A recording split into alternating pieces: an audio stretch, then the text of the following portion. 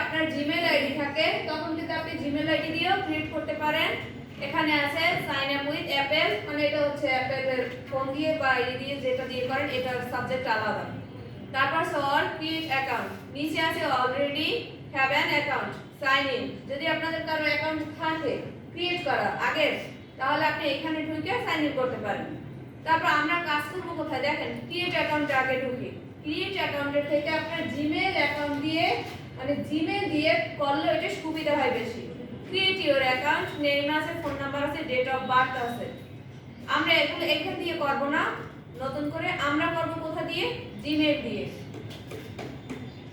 এখানে দেওয়া আছে কানিজ ফাতেমা শান্তা, আমরা একটা নতুন জিমেল দিলাম।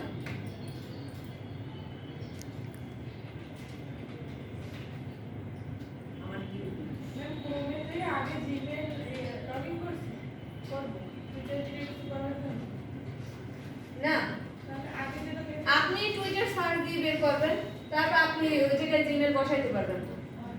এই যে টুইটার যখন দেখবেন, টুইটার যখন সার্চ দিবেন এরকম একটা অপশন চলে আসবে। এটাই হচ্ছে টুইটার, যেটাকে বর্তমানে এক্স দিয়ে দিয়েছে টুইটারের লোগো।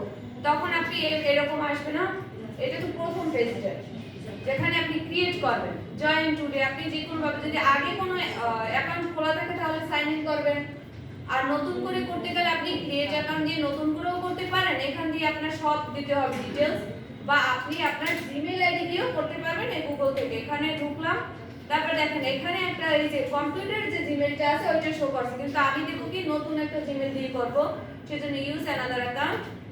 এখানে আমার জিমেলটা দিলাম।